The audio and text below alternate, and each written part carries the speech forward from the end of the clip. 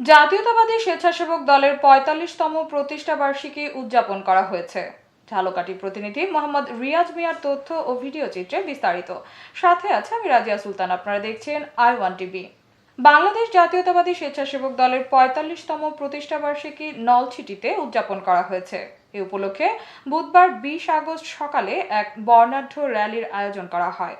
র্যালিটি নলছিটি পৌরসভা মাঠ প্রাঙ্গণ থেকে শুরু হয়ে শহরের প্রধান সড়ক প্রদক্ষিণ করে উপজেলা পরিষদের সামনে এসে শেষ হয়।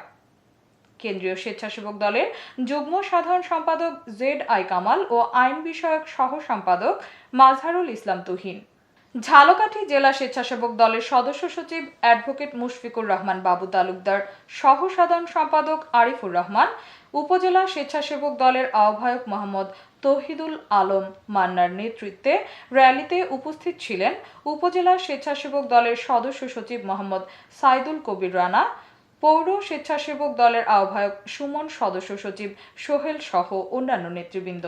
এ সময় নলছিটি উপজেলার বিভিন্ন ইউনিয়ন থেকে নেতাকর্মী মিছিল নিয়ে র্যালিতে অংশ নেয়। ইনশাআল্লাহ দেশ গঠনে স্বেচ্ছাসেবক দল অগ্রণী ভূমিকা পালন করতে হবে।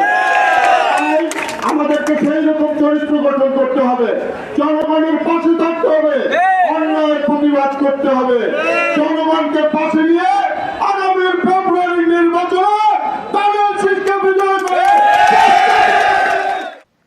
এতক্ষণ সঙ্গে থাকার জন্য ধন্যবাদ।